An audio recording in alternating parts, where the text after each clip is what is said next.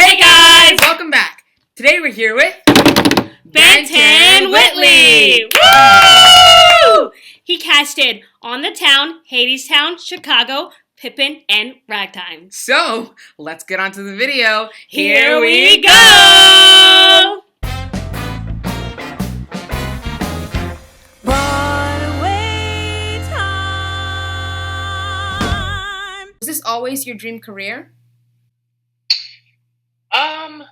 Yes and no. I mean, as a kid, I think as a kid, I didn't even know what being a casting director was. That didn't seem like an occupation that even existed when I was a kid. So no, when I was a kid, I didn't want to be a casting director when I grew up. I wanted to be on Broadway when I grew up because when I was a kid, I did so much theater. I kind of like eat, slept, and breathed just being in musicals kind of full time from like the age of 4 to the age of like 22.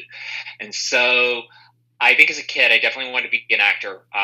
But what I didn't realize that I was kind of doing simultaneously while acting on stage and falling in love with musical theater was that I was really falling in love with everything about theater. It wasn't just performing.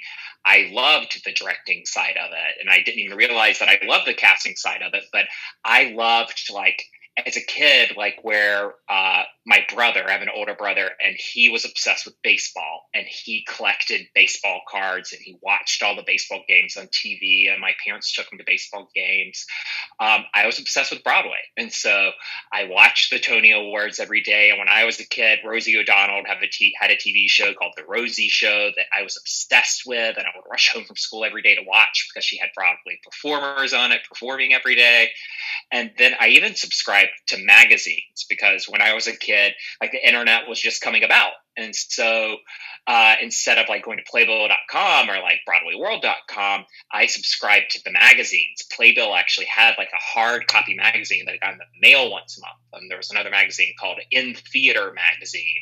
And I even subscribed to Variety, which of course is like the industry magazine that people find out about auditions in.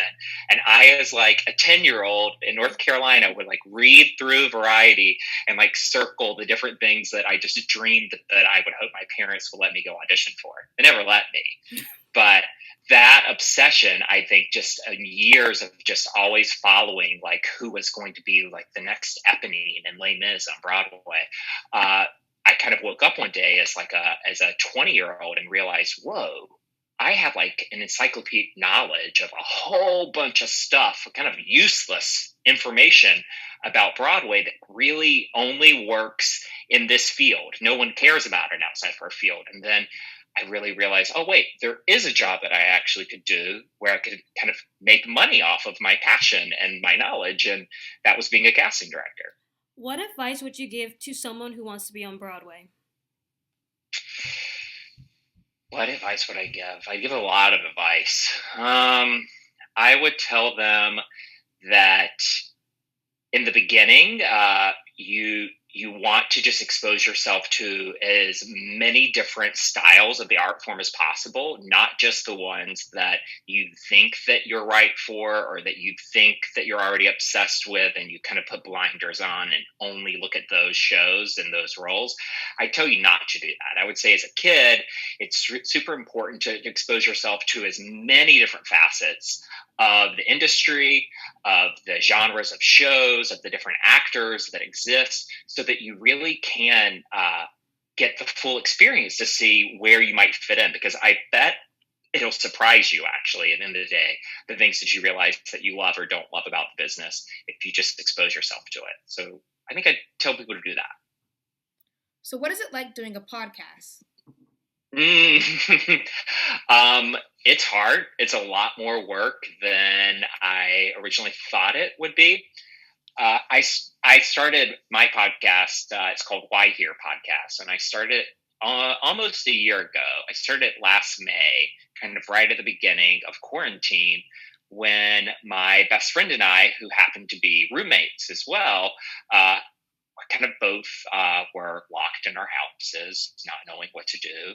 And both of our jobs were really very much on hold. And so we thought, we've always said that we wanted to start a podcast. And if we can't do it now, then when can we do it? And so we did it. And if I had known how much work it was going to be to actually produce it all yourself, because we kind of do everything ourselves, I probably at the time would have been like, oh no, that's too much work. I can't do that. I'm not going to do that. But luckily I didn't.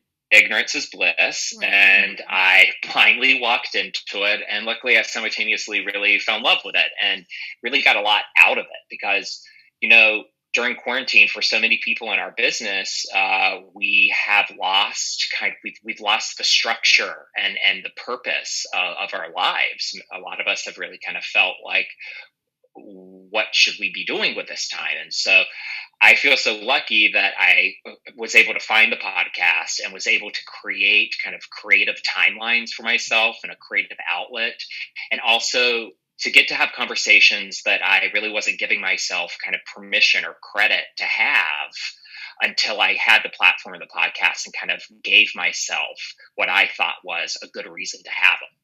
So yeah, that's kind of a long-winded answer to your question, but I really love it. And I get to interview some of my idols on it. My idol as a kid was Rosie O'Donnell, actually. And I got to interview her on my podcast, and that was just the coolest experience to talk to her about her love for Broadway, which she's such a huge fan of it. And also for me to just frankly tell her how much she means to me and how much as a child I looked up to her. It was a really awesome full circle moment. So this question it goes both ways. It's what movie would you turn to a musical, and what musical would you turn to a movie? Oh, okay. Well, my favorite movie is Jurassic Park. So I think I would definitely turn the movie Jurassic Park into a musical because who doesn't want to see dinosaurs sing? That would be cool. I think it could be cool. It could also be terrible, Right. Yeah. but it could be cool. And then what musical would I turn into a movie? Well, obviously I would turn Hadestown into a movie because I think Hadestown actually could be a really great movie. Yeah. I think it'd be a really great movie musical. I think they could adapt it for the screen, and then more people could see it and fall in love with it. So, what is the most famous person that you ever casted in one of your shows? The most famous person? Gosh, I think it depends on like who you ask, like what famous means. But well, there's a couple some cool ones. Missy Copeland, who's a principal dancer with ABT Ballet. She was a star of On the Town for us on Broadway, and she's on such a short list of being like one of the best dancers in the world. Yeah. Mm-hmm. And so to have her in On the Town was really cool. Josh Groban, who's a big pop singer that like probably your parents really like. Yes. He starred in Natasha Pierre and the Great Comet of 1812. That was really cool. Another one your parents probably really like is Kelsey Grammer. He starred in a TV show called Frasier in the 90s. That was a huge TV hit. He starred in La Cage aux Folles on Broadway that I cast. Those are probably like the bigger named people that have been in shows I've worked on. Yeah. What makes you want to hire someone? I want to hire people when I can see that their heart's in it for the right reason. And that's a lot of people. That's most people. But I think that sometimes is a bit more obvious than others. I love it when I see that people have worked their butts off to be as skilled and as talented as they are. And they meet the opportunity of having so much rehearsal and practice and determination with opportunity. And so they're given the opportunity to excel, to shine, to book a job, and they have what it takes, and they want to do it because they love doing it, not because they want to become famous, but because they love theater. I as a kid, what I loved about musical theater is that we got to sing about our feelings, right? Like there's nothing better than being able to emote and sing about all of the internal thoughts that are going on in our head. And so I love it when I see people come into the room and they connect so well with the material, and I feel like I'm really getting to see them and see their vulnerability. And I can see that they've worked their butts off and that they really want and deserve this job. Like, that's the coolest. That's my favorite time to tell someone that they booked it. So what's your favorite Broadway scene out of any of the musicals you've cast? My favorite Broadway scene. Well, in Hadestown, there's the song "Wait for Me." It's the song that they actually did on the Tony Awards. They did kind of a mashup of that and some other songs. But that song in Hadestown, I think, really is what I love about live musical theater, because I think what makes live musical theater different from watching it maybe on a screen is what you feel when you're actually in the room with the people while they're doing it, and also what you feel as collectively as an audience while that's happening. And Wait for Me is this big moment where Orpheus finally figures out how to break the wall between earth and hell to get down to hell to go and save Eurydice.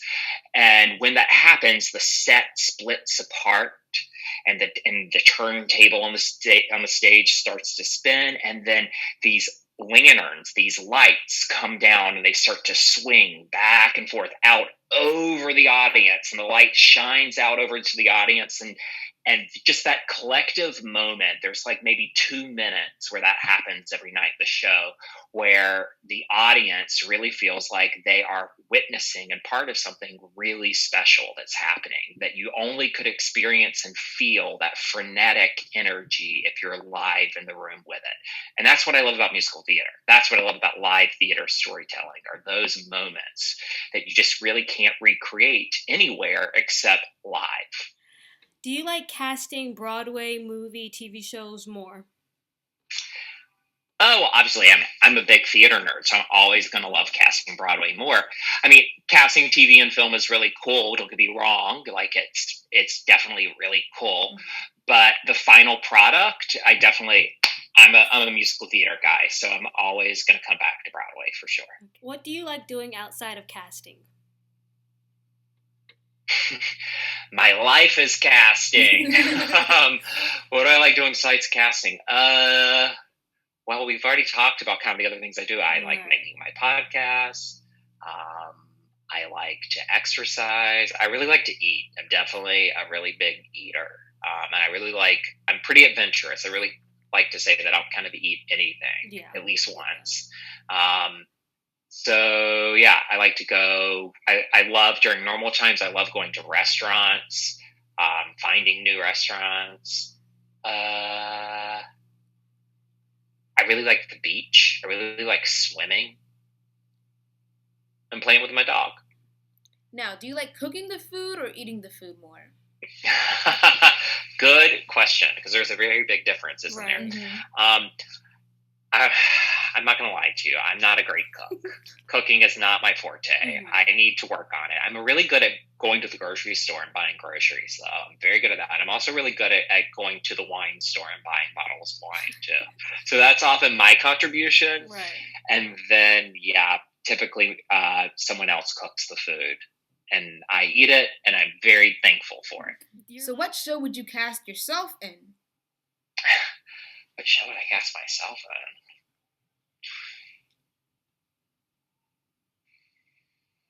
Well, one of my favorite musicals, one musical I've always loved my whole life, is A Chorus Line. And I'm not a dancer. And as a kid, I was so envious of watching the dancers in it, just wanting to be able to do what they could do.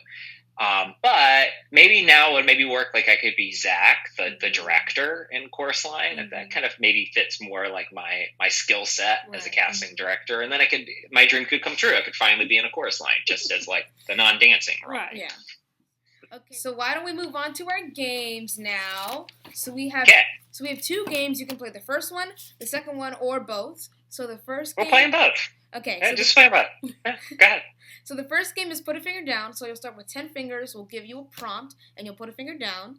The second game is Guess the Musical, and we give you like little scenarios, and you just guess it, and we give you clues if you don't get it the first time. Okay, so for the first one, I put a finger down when I have done it. Yes. Yeah. So I'll give him an example. Like an example is put a finger down if you have a pet. If it relates to you, or you put a finger down. Okay. Okay. So put a finger down if you cried at a Broadway show. Oh, for sure. All the time. Put a finger down if you hired someone and regretted it after. Yes. Put a finger down if you've been noticed on the street.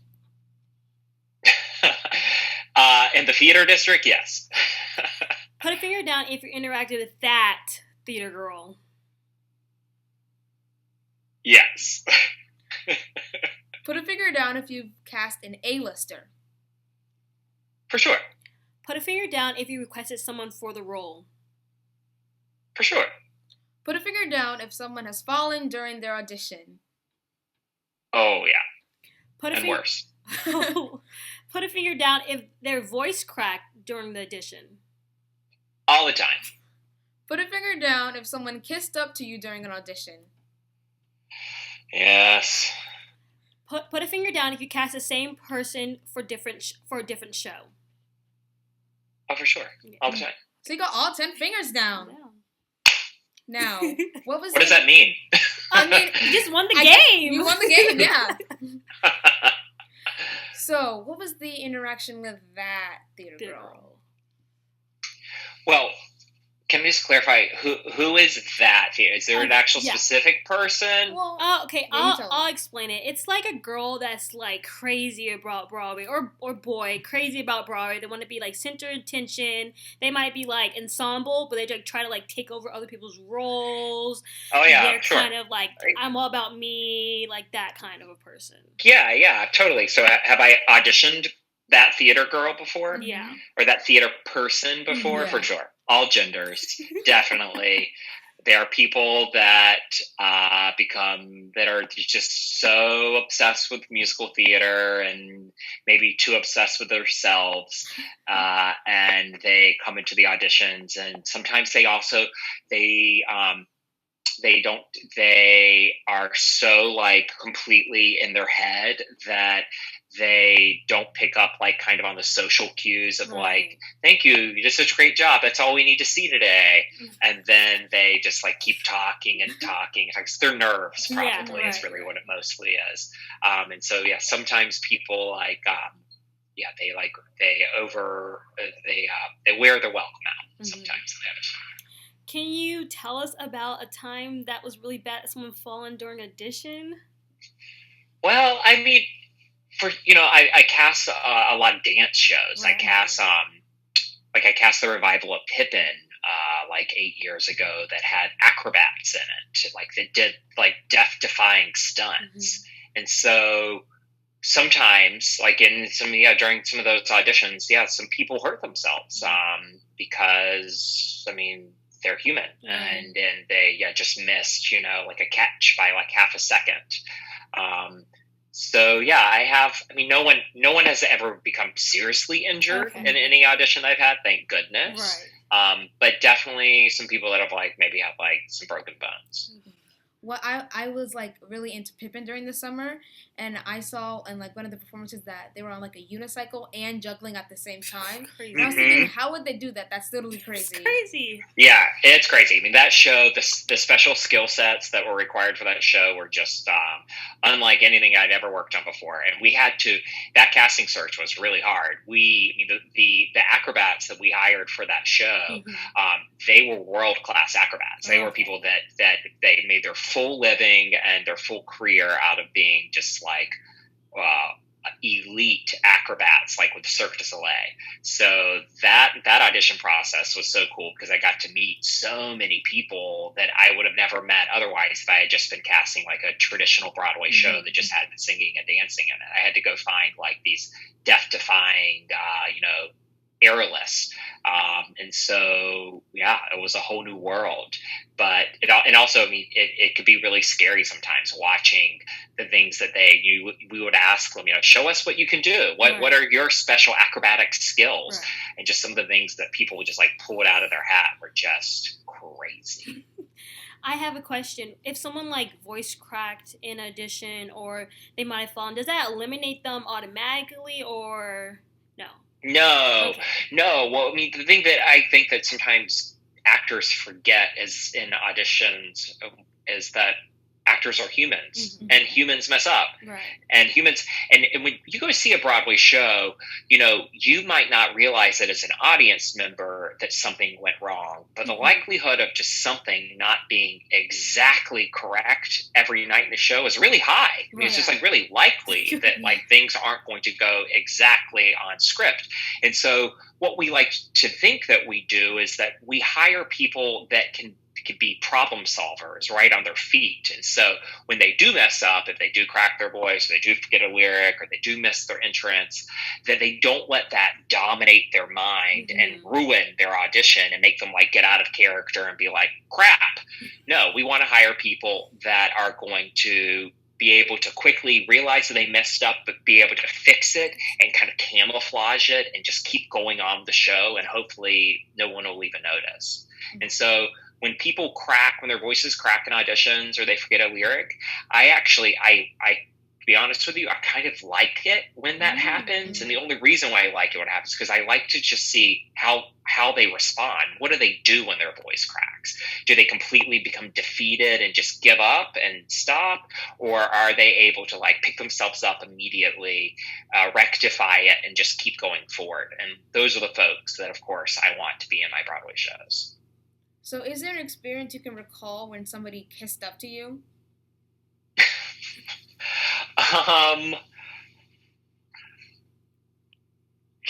When they kiss, sometimes, well, like one time in a restaurant, there was, I had just finished like a long day of auditions and callbacks, and we were about to like make our decisions on who the final cast was going to be. And the creative team and we went to just a local restaurant down the street and went to dinner to like eat and to talk about it. And one of the actors that was in final consideration was also a waiter in that restaurant, and he sent us all free drinks and all free appetizers. And it was really, really kind of him, but it was kind of a little awkward because we also had already made the casting decision, and he wasn't the first choice at that time. He's a really talented guy, but he wasn't going to be getting the job that day. So it just kind of felt a little icky, being like, "Yeah, we'll take your free food, but I don't have a job for you." Right? Yeah, that's very awkward. awkward. Don't give casting directors free food. Because then, like, doesn't like the person that gives free food have to pay for it? He's taking it out of his paycheck, right? Yeah, I hope that he was able to get a comp. I think sometimes in restaurants, like they allow wait staff to be able to comp some stuff. I hope so. I hope he didn't pay for it. Right? Hopefully. But now, why don't we move on to Guess the Musical? Okay. I hope I'm good at this. I like to think of myself as a really big musical theater nerd, so fingers crossed. You'll probably get still got it. You'll probably get it. Okay. So Green meets Blonde. Wicked. Yeah. The End is Coming. SpongeBob. Yes. Freak meets Pink. Mean Girls. A Whole Bunch of Davis Fight Goliath. Newsies. Yes. Biblical Times. Book of Mormon? No, I'll give you a clue. I'm Breaking Down. Oh, Falsettos. Yes. Cape Cow Hair Slipper. My favorite musical, Into the Woods. Yes. Magic to Do. Pippin. Yes. Let It Go. Frozen. Yes. My Shot. Hamilton. Turn It Off. Book of Mormon. Arabian Nights. Aladdin. Get Out and Stay Out. 70J Block, 9 to 5. Yes. You know what? You get a round of applause for that. Wow! You are the first person to get all of these right. And no, barely any pauses. Not Barely really any had to pauses. think about it. Yeah. Wow. That was really good. really good. Because we've interviewed Thanks. many people right now, and a lot of them always need clues and don't know what we're talking about. And you got like all of them. Yeah, even the hard ones that maybe might have been a little, like biblical times might have been a little bit, right? Yeah, I mean, I see what you mean, biblical times, of Right. course. Yes.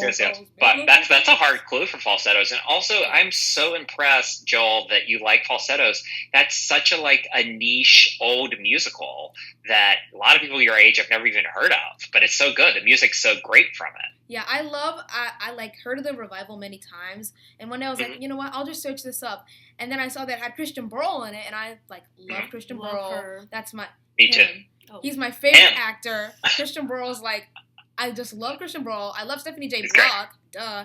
Yeah, And I love of Andrew course. Reynolds, so I was Of like, course. this is a perfect. Of course. And the national tour had such a great cast, too. Yes. Eden Espinosa, Nick Blameyer, Max von Essen, we Nick Adams. we were able to interview Max von Essen and Nick Oh, Blameyer. Oh, cool. Yes. Yeah. Oh, cool. Joel That's so cool. is he breathes, sleep, eats Broadway. Like he knows mostly like everything Broadway when it comes down to it.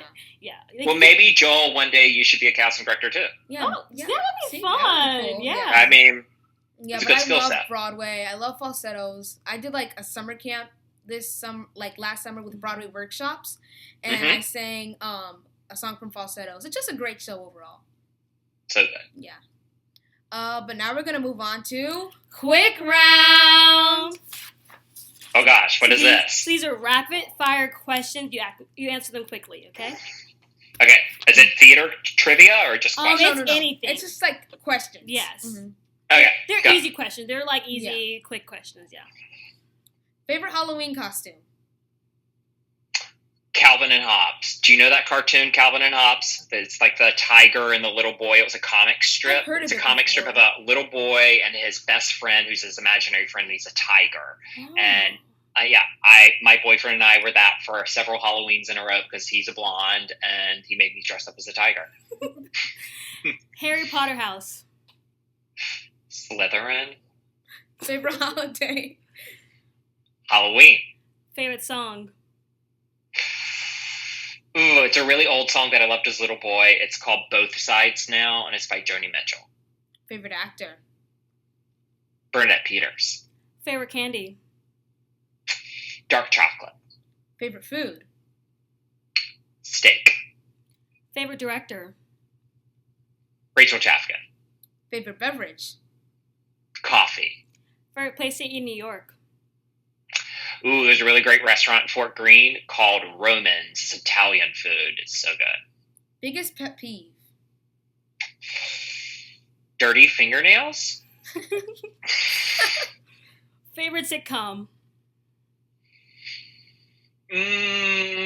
Oh gosh. As a kid, my favorite TV show was Full House with Mary Kate and Ashley Olsen.